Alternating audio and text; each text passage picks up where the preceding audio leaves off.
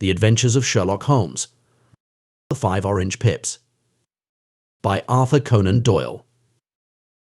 When I glance over my notes and records of the Sherlock Holmes cases between the years 82 and 90, I am faced by so many which present strange and interesting features that it is no easy matter to know which to choose and which to leave.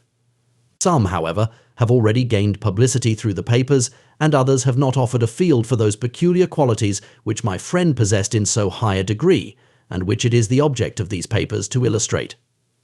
Some, too, have baffled his analytical skill, and would be, as narratives, beginnings without an ending, while others have been but partially cleared up, and have their explanations founded rather upon conjecture and surmise than on that absolute logical proof which was so dear to him.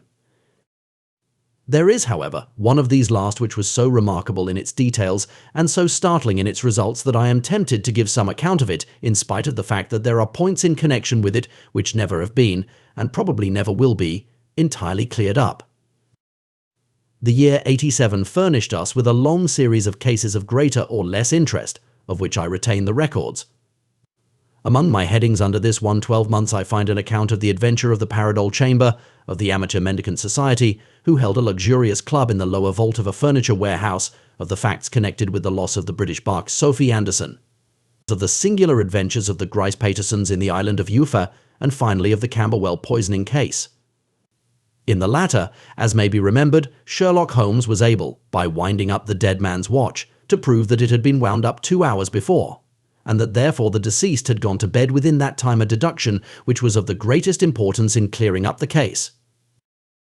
All these I may sketch out at some future date, but none of them present such singular features as the strange train of circumstances which I have now taken up my pen to describe. It was in the latter days of September, and the equinoctial gales had set in with exceptional violence. All day the wind had screamed, and the rain had beaten against the windows, so that even here in the heart of great handmade London we were forced to raise our minds for the instant from the routine of life and to recognize the presence of those great elemental forces which shriek at mankind through the bars of his civilization, like untamed beasts in a cage. As evening drew in, the storm grew higher and louder, and the wind cried and sobbed like a child in the chimney. Sherlock Holmes sat moodily at one side of the fireplace cross-indexing his records of crime, while I at the other was deep in one of Clark Russell's fine sea stories until the howl of the gale from without seemed to blend with the text, and the splash of the rain to lengthen out into the long swash of the sea waves. My wife was on a visit to her mother's, and for a few days I was a dweller once more in my old quarters at Baker Street. "Why," said I, glancing up at my companion, "that was surely the bell. Who could come tonight? Some friend of yours, perhaps." "Except yourself I have none," he answered. "I do not encourage visitors." "A client, then?" "If so, it is a serious case. Nothing less would bring a man out on such a day and at such an hour. But I take it that it is more likely to be some crony of the landlady's." Sherlock Holmes was wrong in his conjecture, however, for there came a step in the passage and a tapping at the door. He stretched out his long arm to turn the lamp away from himself and towards the vacant chair upon which a newcomer must sit. "Come in," said he. The man who entered was young, some 22 at the outside, well-groomed and trimly clad, with something of refinement and delicacy in his bearing. The streaming umbrella which he held in his hand, and his long shining waterproof told of the fierce weather through which he had come. He looked about him anxiously in the glare of the lamp, and I could see that his face was pale and his eyes heavy, like those of a man who is weighed down with some great anxiety. "I owe you an apology," he said, raising his golden pince-nez to his eyes. "I trust that I am not intruding. I fear that I have brought some traces of the storm and rain into your snug chamber." "Give me your coat and umbrella," said Holmes. "They may rest here on the hook and will be dry presently. You have come up from the southwest, I see." "Yes, from Horsham. That clay and chalk mixture which I see upon your toe caps is quite distinctive." "I have come for advice." "That is easily got." "And help." "That is not always so easy." "I have heard of you, Mr. Holmes." "I heard from Major Prendergast how you saved him in the Tankerville Club scandal." "Ah, of course. He was wrongfully accused of cheating at cards." "He said that you could solve anything." he said too much, that you are never beaten. I have been beaten 4 times, 3 times by men, and once by a woman. But what is that compared with the number of your successes? It is true that I have been generally successful. Then you may be so with me. I beg that you will draw your chair up to the fire and favor me with some details as to your case. It is no ordinary one. None of those which come to me are. I am the last court of appeal. And yet I question, sir, whether, in all your experience, you have ever listened to a more mysterious and inexplicable chain of events than those which have happened in my own family. You fill me with interest, said Holmes. Pray give us the essential facts from the commencement, and I can afterwards question you as to those details which seem to me to be most important. The young man pulled his chair up and pushed his wet feet out towards the blaze. My name, said he, is John Openshaw, but my own affairs have, as far as I can understand, little to do with this awful business. It is a hereditary matter, so, in order to give you an idea of the facts, I must go back to the commencement of the affair. You must know that my grandfather had 2 sons, my uncle Elias and my father Joseph. My father had a small factory at Coventry, which he enlarged at the time of the invention of bicycling. He was a patentee of the Openshaw unbreakable tire. And his business met with such success that he was able to sell it and to retire upon a handsome competence. My uncle Elias emigrated to America when he was a young man and became a planter in Florida, where he was reported to have done very well. At the time of the war, he fought in Jackson's army and afterwards under Hood, where he rose to be a colonel. When Lee laid down his arms, my uncle returned to his plantation, where he remained for 3 or 4 years. About 1869 or 1870, he came back to Europe and took a small estate in Sussex near Horsham. He had made a very considerable fortune in the States. And his reason for leaving them was his aversion to the Negroes and his dislike of the Republican policy in extending the franchise to them. He was a singular man, fierce and quick-tempered, very foul-mouthed when he was angry, and of a most retiring disposition. During all the years that he lived at Horsham, I doubt if ever he set foot in the town. He had a garden and 2 or 3 fields round his house, and there he would take his exercise, though very often for weeks on end he would never leave his room. He drank a great deal of brandy and smoked very heavily, but he would see no society and did not want any friends, not even his own brother.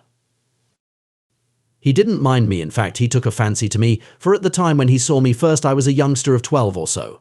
This would be in the year 1878, after he had been 8 or 9 years in England. He begged my father to let me live with him, and he was very kind to me in his way.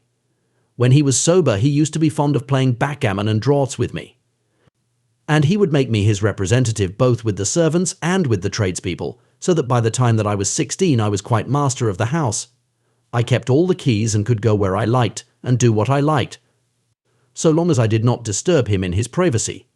There was one singular exception, however, for he had a single room, a lumber room up among the attics, which was invariably locked and which he would never permit either me or anyone else to enter. With a boy's curiosity, I have peeped through the keyhole, but I was never able to see more than such a collection of old trunks and bundles as would be expected in such a room. One day, it was in March 1883, a letter with a foreign stamp lay upon the table in front of the colonel's plate. It was not a common thing for him to receive letters, for his bills were all paid in ready money, and he had no friends of any sort. From India, said he as he took it up. A Pondicherry postmark. What can this be? Opening it hurriedly, out there jumped 5 little dried orange pips, which pattered down upon his plate. I began to laugh at this, but the laugh was struck from my lips at the sight of his face. His lip had fallen, his eyes were protruding, his skin the colour of putty, and he glared at the envelope which he still held in his trembling hand. KKK, he shrieked, and then, my God, my sins have overtaken me. What is it, uncle? I cried.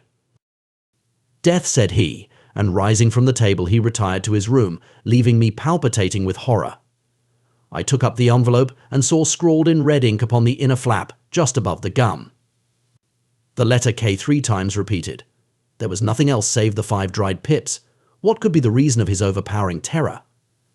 I left the breakfast table, and as I ascended the stair I met him coming down with an old rusty key, which must have belonged to the attic, in one hand, and a small brass box, like a cash box, in the other. They may do what they like, but I'll checkmate them still, said he with an oath. Tell Mary that I shall want a fire in my room today, and send down to Fordham, the Horsham lawyer. I did as he ordered, and when the lawyer arrived I was asked to step up to the room.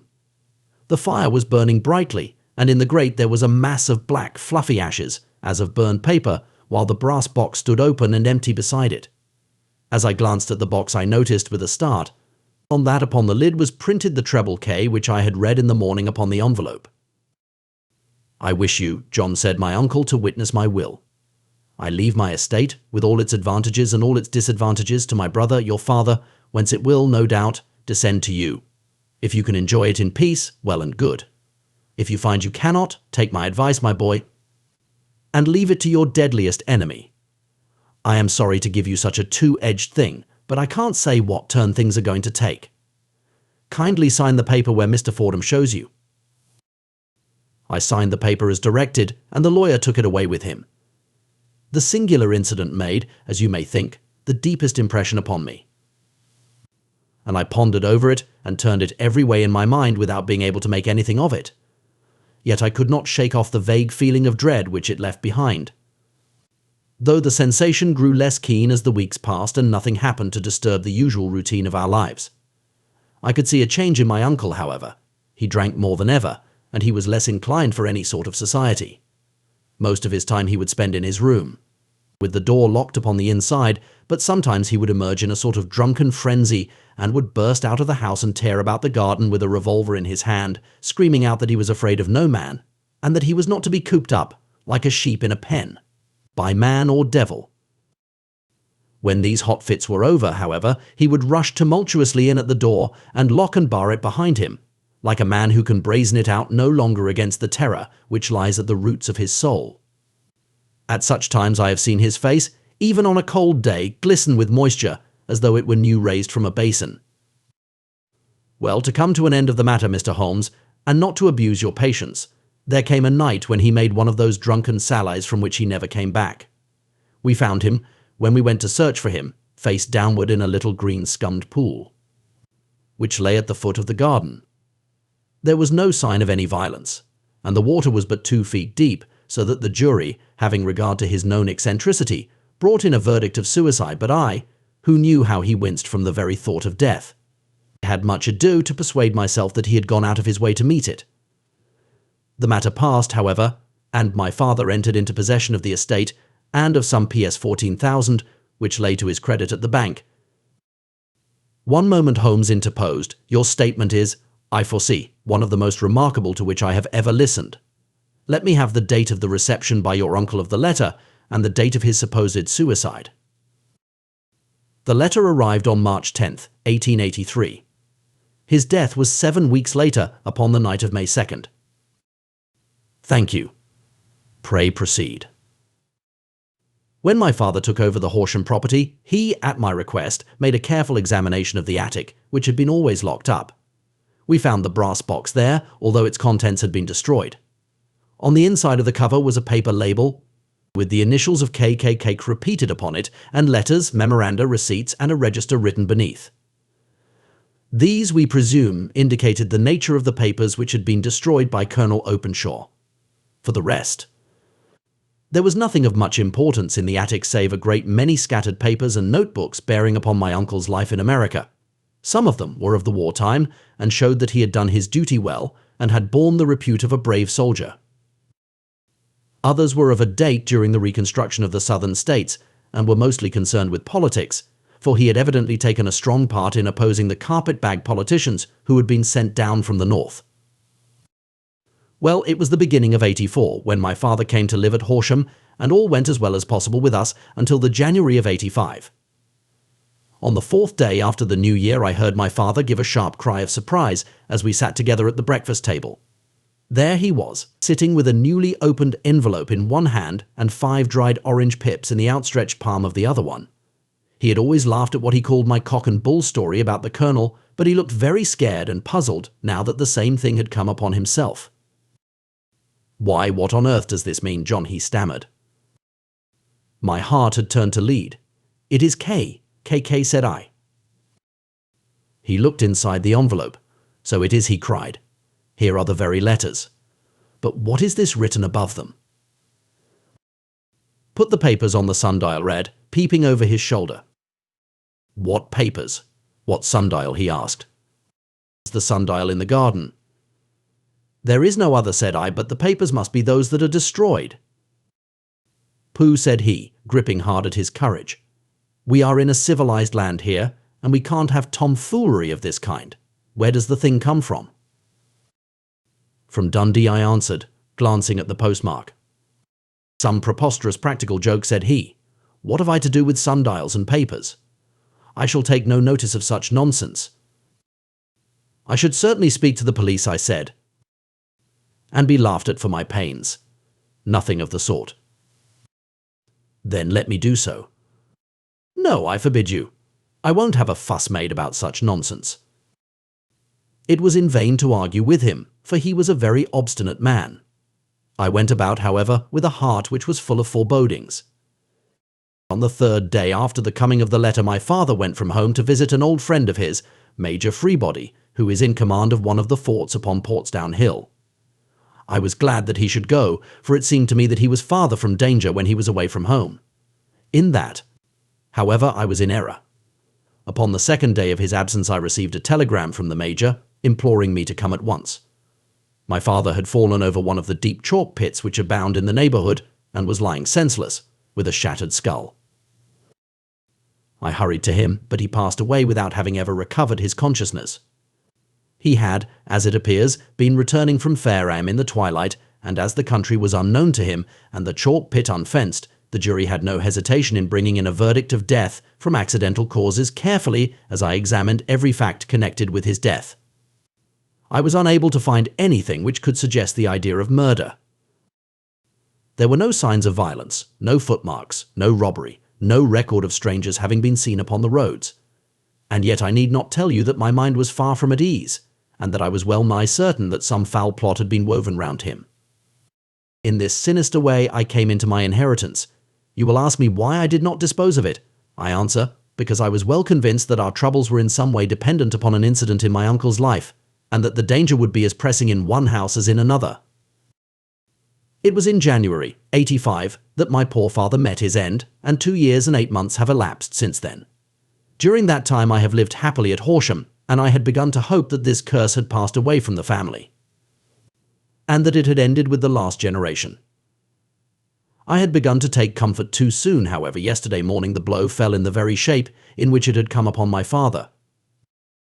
The young man took from his waistcoat a crumpled envelope, and turning to the table he shook out upon it 5 little dried orange pips. This is the envelope, he continued. The postmark is London Eastern Division.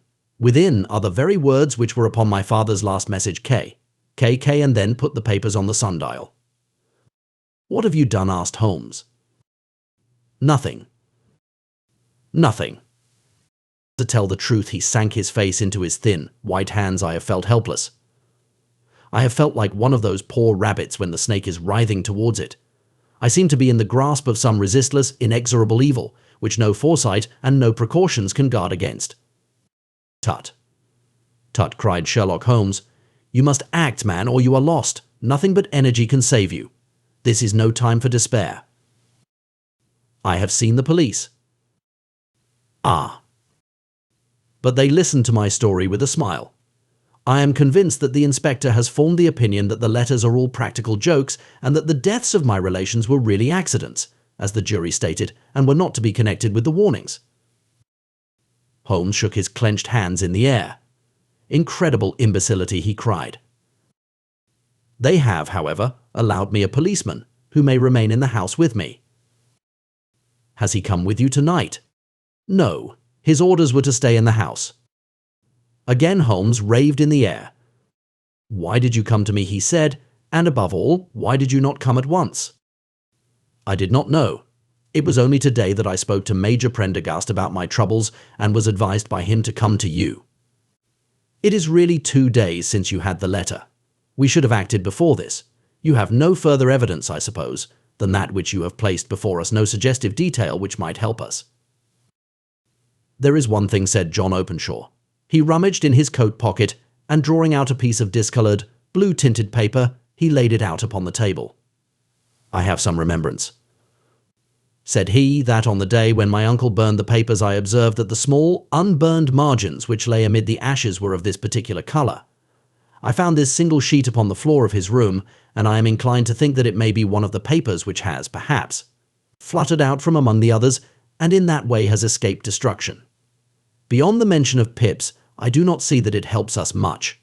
I think myself that it is a page from some private diary. The writing is undoubtedly my uncle's." Holmes moved the lamp, and we both bent over the sheet of paper, which showed by its ragged edge that it had indeed been torn from a book. It was headed March 1869, and beneath were the following enigmatical notices. 4th. Hudson came. Same old platform. 7th. Set the pips on Macaulay, Paramore, and John Swain of St. Augustine. 9th. Macaulay cleared. 10th. John Swain cleared. 12th. Visited Paramore. All well. "Thank you," said Holmes, folding up the paper and returning it to our visitor. "And now you must on no account lose another instant. We cannot spare time even to discuss what you have told me. You must get home instantly and act." "What shall I do?" "There is but one thing to do. It must be done at once. You must put this piece of paper which you have shown us into the brass box which you have described. You must also put in a note to say that all the other papers were burned by your uncle, and that this is the only one which remains. You must assert that in such words as will carry conviction with them. Having done this, you must at once put the box out upon the sundial, as directed. Do you understand?" "Entirely." "Do not think of revenge or anything of the sort, at present. I think that we may gain that by means of the law, but we have our web to weave, while theirs is already woven. The first consideration is to remove the pressing danger which threatens you. The second is to clear up the mystery and to punish the guilty parties." "I thank you," said the young man, rising and pulling on his overcoat. "You have given me fresh life and hope. I shall certainly do as you advise. Do not lose an instant. And above all, take care of yourself in the meanwhile, for I do not think that there can be a doubt that you are threatened by a very real and imminent danger. How do you go back?" "By train from Waterloo." "It is not yet 9.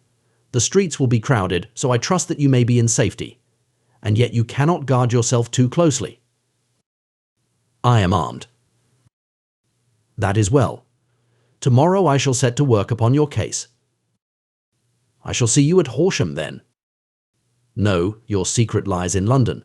It is there that I shall seek it." "Then I shall call upon you in a day, or in 2 days, with news as to the box and the papers. I shall take your advice in every particular." He shook hands with us and took his leave. Outside the wind still screamed, and the rain splashed and pattered against the windows. This strange, wild story seemed to have come to us from amid the mad elements blown in upon us like a sheet of seaweed in a gale, and now to have been reabsorbed by them once more. Sherlock Holmes sat for some time in silence, with his head sunk forward and his eyes bent upon the red glow of the fire. Then he lit his pipe, and leaning back in his chair, he watched the blue smoke rings as they chased each other up to the ceiling. "I think, Watson," he remarked at last, "that of all our cases we have had none more fantastic than this. Save, perhaps, the sign of 4. Well, yes, save, perhaps, that. And yet this John Openshaw seems to me to be walking amid even greater perils than did the Sholtos." "But have you," I asked, "formed any definite conception as to what these perils are?" "There can be no question as to their nature," he answered. "Then what are they? Who is this K, and why does he pursue this unhappy family?" Sherlock Holmes closed his eyes and placed his elbows upon the arms of his chair, with his fingertips together. "The ideal reasoner," he remarked, "would, when he had once been shown a single fact in all its bearings, deduce from it not only all the chain of events which led up to it, but also all the results which would follow from it. As Cuvier could correctly describe a whole animal by the contemplation of a single bone, so the observer who has thoroughly understood one link in a series of incidents should be able to accurately state all the other ones, both before and after. We have not yet grasped the results which the reason alone can attain to. Problems may be solved in the study which have baffled all those who have sought a solution by the aid of their senses. To carry the art, however, to its highest pitch, it is necessary that the reasoner should be able to utilize all the facts which have come to his knowledge, and this in itself implies, as you will readily see, a possession of all knowledge, which, even in these days of free education and encyclopedias, is a somewhat rare accomplishment. It is not so impossible, however, that a man should possess all knowledge which is likely to be useful to him in his work, and this I have endeavored in my case to do. If I remember rightly, you on one occasion, in the early days of our friendship, defined my limits in a very precise fashion. Yes, I answered, laughing. It was a singular document. Philosophy, astronomy, and politics were marked at 0, I remember. Botany variable, geology profound as regards the mud stains from any region within 50 miles of town, chemistry eccentric, anatomy unsystematic, sensational literature, and crime records unique. Violin player, boxer, swordsman, lawyer, and self-poisoner by cocaine and tobacco. Those, I think, were the main points of my analysis. Holmes grinned at the last item. Well, he said, I say now, as I said then, that a man should keep his little brain attic stocked with all the furniture that he is likely to use, and the rest he can put away in the lumber room of his library, where he can get it if he wants it. Now, for such a case as the one which has been submitted to us tonight. We need certainly to muster all our resources. Kindly hand me down the letter K of the American Encyclopedia which stands upon the shelf beside you. Thank you. Now let us consider the situation and see what may be deduced from it. In the first place, we may start with a strong presumption that Colonel Openshaw had some very strong reason for leaving America. Men at his time of life do not change all their habits and exchange willingly the charming climate of Florida for the lonely life of an English provincial town. His extreme love of solitude in England suggests the idea that he was in fear of someone or something, so we may assume as a working hypothesis that it was fear of someone or something which drove him from America. As to what it was he feared, we can only deduce that by considering the formidable letters which were received by himself and his successors. Did you remark the postmarks of those letters? The first was from Pondicherry, the second from Dundee, and the third from London. From East London. What do you deduce from that? They are all seaports, that the writer was on board of a ship. Excellent. We have already a clue. There can be no doubt that the strong probability, is that the writer was on board of a ship. And now let us consider another point. In the case of Pondicherry, 7 weeks elapsed between the threat and its fulfillment. In Dundee it was only some 3 or 4 days. Does that suggest anything? A greater distance to travel. But the letter had also a greater distance to come. Then I do not see the point. There is at least a presumption that the vessel in which the man or men are is a sailing ship.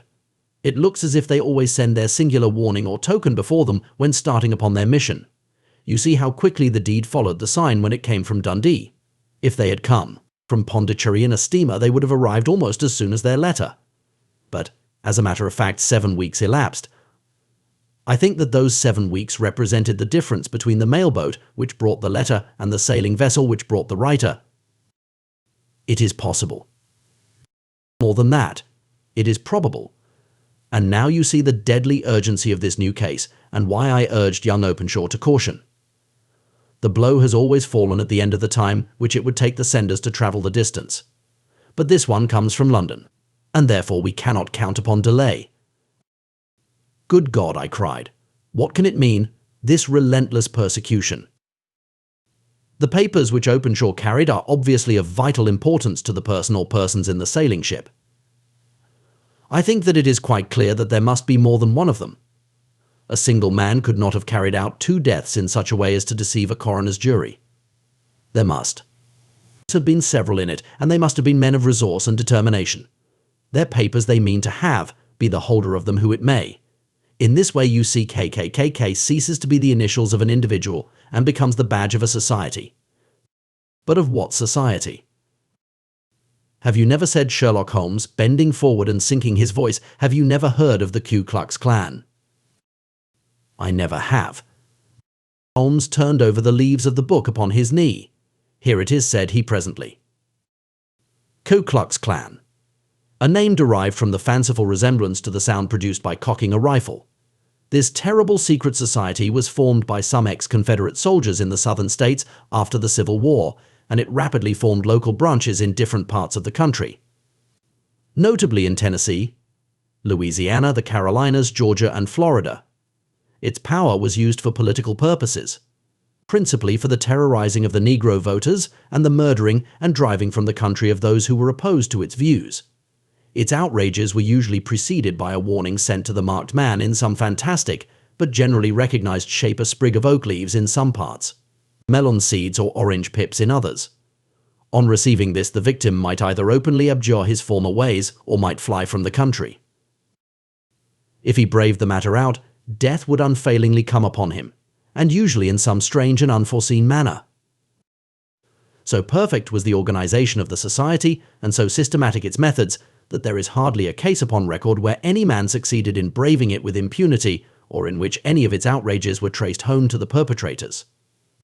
For some years the organization flourished in spite of the efforts of the United States government and of the better classes of the community in the South.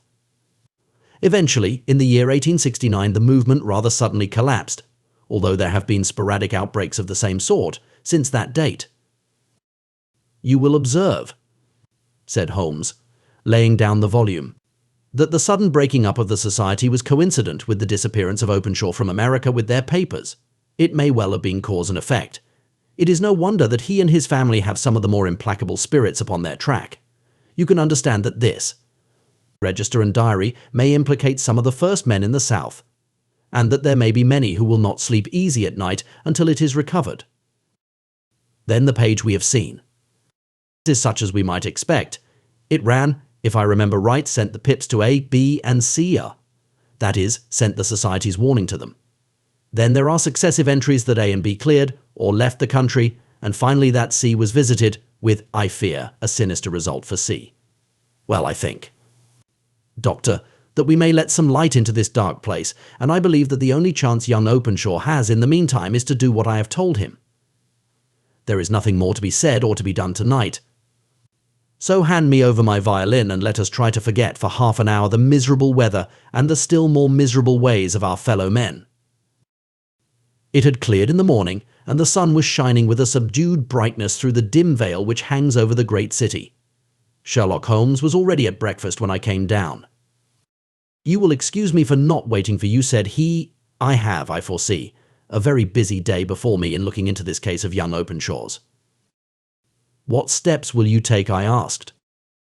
"It will very much depend upon the results of my first inquiries. I may have to go down to Horsham, after all." "You will not go there first?" "No, I shall commence with the city. Just ring the bell and the maid will bring up your coffee." As I waited, I lifted the unopened newspaper from the table and glanced my eye over it. It rested upon a heading which sent a chill to my heart. "Holmes," I cried, "you are too late." "Ah," said he, laying down his cup. "I feared as much." How was it done? He spoke calmly, but I could see that he was deeply moved. My eye caught the name of Openshaw, and the heading "Tragedy near Waterloo Bridge." Here is the account. "Between 9 and 10 last night, Police Constable Cook of the H Division on duty near Waterloo Bridge heard a cry for help and a splash in the water. The night, however, was extremely dark and stormy, so that, in spite of the help of several passers-by, it was quite impossible to effect a rescue. The alarm, however, was given, and, by the aid of the water police, the body was eventually recovered.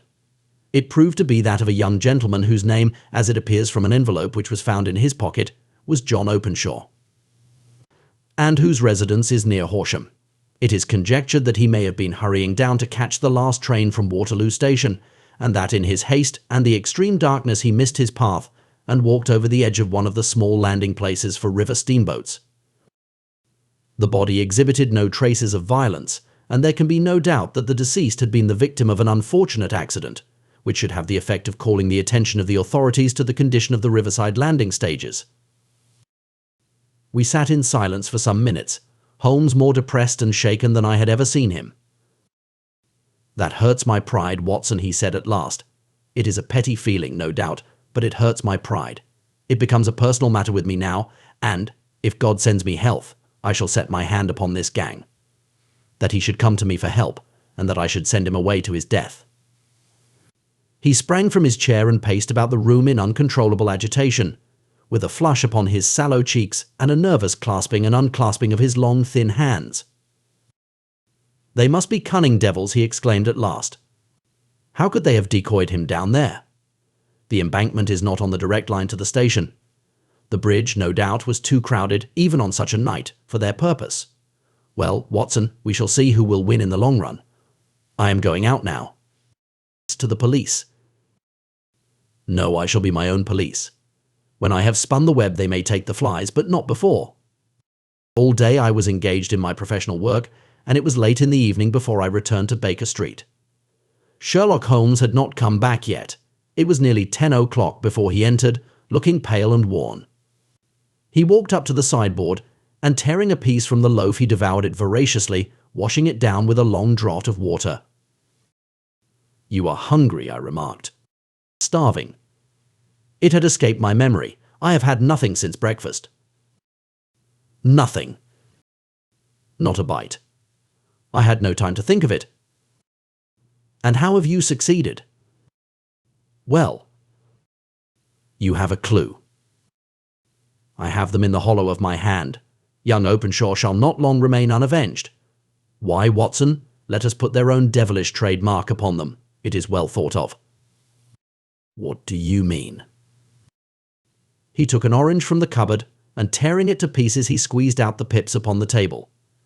Of these he took 5 and thrust them into an envelope. On the inside of the flap he wrote SH for J.O. Then he sealed it and addressed it to Captain James Calhoun, Bark Lone Star, Savannah, Georgia. "That will await him when he enters port," said he, chuckling. "It may give him a sleepless night. He will find it as sure a precursor of his fate as Openshaw did before him." "And who is this Captain Calhoun?" "The leader of the gang. I shall have the others, but he first." "How did you trace it, then?" He took a large sheet of paper from his pocket, all covered with dates and names. "I have spent the whole day," said he, over Lloyd's registers and files of the old papers, following the future career of every vessel which touched at Pondicherry in January and February in '83. There were 36 ships of fair tonnage which were reported there during those months. Of these one, the Lone Star, instantly attracted my attention, since, although it was reported as having cleared from London, the name is that which is given to one of the states of the Union. Texas, I think. I was not, and am not sure which, but I knew that the ship must have an American origin. What then? I searched the Dundee records, and when I found that the Bark Lone Star was there in January '85, my suspicion became a certainty. I then inquired as to the vessels which lay at present in the port of London. Yes. The Lone Star had arrived here last week. I went down to the Albert Dock and found that she had been taken down the river by the early tide this morning, homeward bound to Savannah. I wired to Gravesend and learned that she had passed some time ago. And as the wind is easterly, I have no doubt that she is now past the Goodwins and not very far from the Isle of Wight. What will you do, then? Oh, I have my hand upon him. He and the 2 mates are, as I learn, the only native-born Americans in the ship. The others are Finns and Germans. I know, also, that they were all 3 away from the ship last night. I had it from the stevedore who has been loading their cargo. By the time that their sailing ship reaches Savannah, the mailboat will have carried this letter, and the cable will have informed the police of Savannah that these 3 gentlemen are badly wanted here upon a charge of murder. There is ever a flaw, however, in the best laid of human plans, and the murderers of John Openshaw were never to receive the orange pips which would show them that another, as cunning and as resolute as themselves, was upon their track. Very long and very severe were the equinoctial gales that year. We waited long for news of the Lone Star of Savannah, but none ever reached us. We did at last hear that somewhere far out in the Atlantic a shattered stern post of a boat was seen swinging in the trough of a wave, with the letters LS carved upon it, and that is all which we shall ever know of the fate of the Lone Star. The end. Best audiobooks for free hopes that you have enjoyed this production of The 5 Orange Pips by Arthur Conan Doyle. This narrative is the 5th of a compendium of 12 Sherlock Holmes cases, each standing as their own short story, as published in the Adventures of Sherlock Holmes. Please subscribe to our channel on YouTube and Rumble, as your subscription is the support we need to create more great free content.